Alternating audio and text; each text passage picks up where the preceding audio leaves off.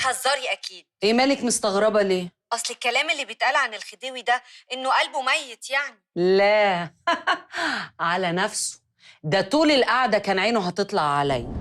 مين ده يا بيبي اللي طول القعده عينه كانت هتطلع عليك؟ ها؟ مين؟ عابد. نادين. طيب عابد، هكلمك تاني. هكلمك تاني. الحمد لله على السلامه. ايه المفاجاه دي؟ مفاجأة حلوة ولا وحشة؟ لا مفاجاه حلوه طبعا. الحمد لله على السلامه. بس انت كنت قايل يعني ان انت هتتاخر شويه. لا هو بقى فجأة زهقت، خدت طيارة ورجعت.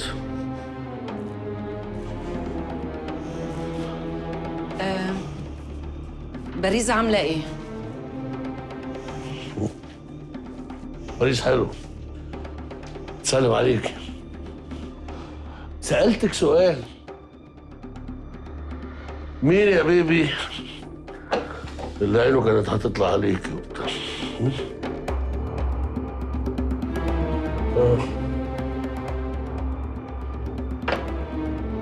هو موضوع مش مهم. موضوع تافه. أكيد موضوع تافه. واحد بيعكسك ضمن 100,000 واحد بيعكسوكي كل ليلة وأنت بتتنططي من كلاب لكلاب ومن سهرة لسهرة، مش كده؟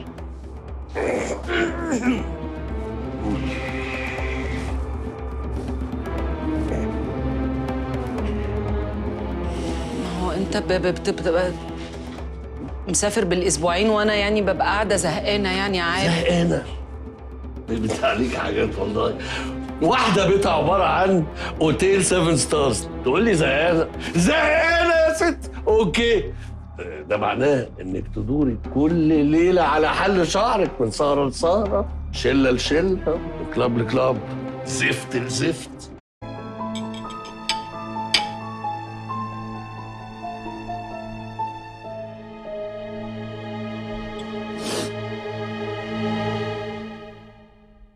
هو ممكن انزل؟ تروحي فين يا بيبي؟ عايزه انزل مع نادين. انا مخنوقه. الله، طب مالك ناوي ابوس كده ليه؟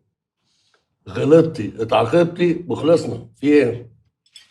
غلطت؟ عملت ايه؟ انت عارفه انت عملتي ايه، وانت عارفه ان انا عارف انك عارفه عملتي ايه، من غير رغي بقى واستهبال. فري وشك عشان اخوك هتلاقيه نطت لنا دلوقتي حالا. الأماكن كلها مشتاقة لك يا كبير. شمالك. اقعد. ازيك يا عماد؟ الحمد لله رب العالمين. ازيك يا قلبي، عاملة ايه؟ اخبارك ايه؟ زي ما انت شايف. زي القمر كالعادة. وحياة تيتا يا مسيو عابد، عدد نجوم السما وحشتني. تيتا. طمنا على الشغل. زي الفل يا باشا. مصنع حديد عامل ايه؟ في الطالع. انا عايز ارقام. توجيهاتك يا باشا. وايه الدوشه اللي كانت امبارح في الاوتيل؟ كان في دوشه وزحمه كده، ده ايه؟ ولا كان فرح ولا ايه بالظبط؟ ده نسبة إشغال فوق 70% يا مسيو عابد. كده بجد؟ امسك الخشب مسيو عابد. الحمد لله والشكر لله.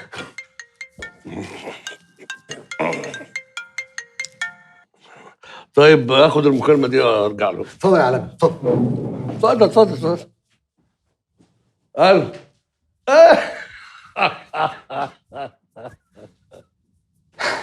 ازيك يا قلبي، عاملة ايه؟ ما تسأليش عليا ليه؟ ايه الاستهبال اللي انت فيه ده؟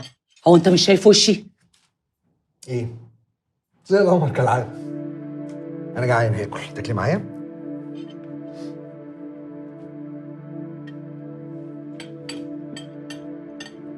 عماد.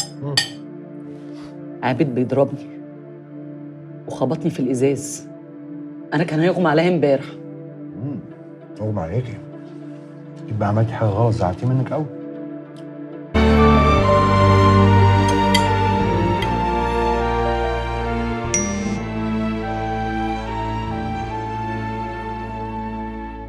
فلوسك وصلت عند المحامي من نص ساعة، كنت أحب أديهالك بنفسي بس أنت ما كنتيش موجودة. أنا جبت رقم تليفونك عشان أقولك إن أنا قد كلمتي، ويوم ما تحتاجي أي حاجة في الدنيا سهلة كانت أو صعبة عليكي بسيف الخديوي.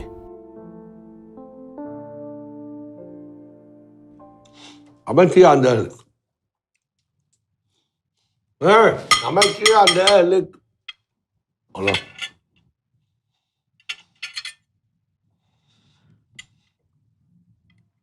عابد، انا عايزه اتطلق. ما سمعتش. ايه تاني بليز؟ عايزه اتطلق يا عابد.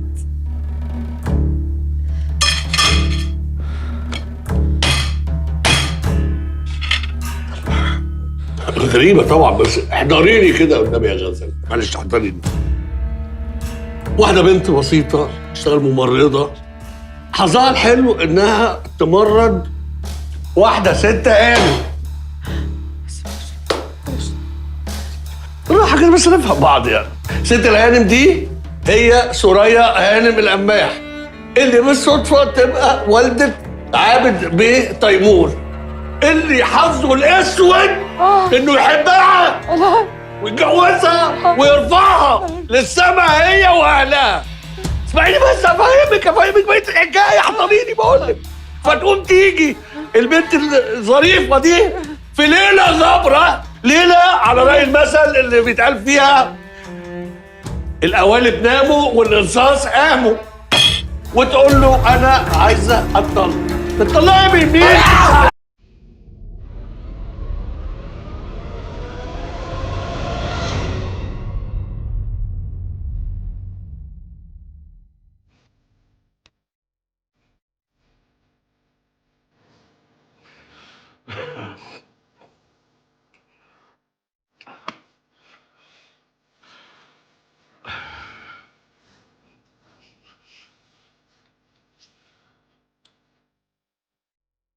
طب تخيلي انا متاكد ان حتى لو ما كنتش صحيت انت ما كنتيش هتعمليها. يا غزل انت ملاك يا حبيبتي، ملاك. مهما حاولتي تعملي فيها قويه او شرسه، بس انت جواكي طفل، انت جواكي بيبي يا بيبي. بس هو طفل شقي شويه. بس معلش، تعالي يا حبيبتي، انت اعصابك تعبانه، تعالي. لا انا اعصابي مش تعبانه، انا بموت، انا بكرهك. طلقني واخلص مني.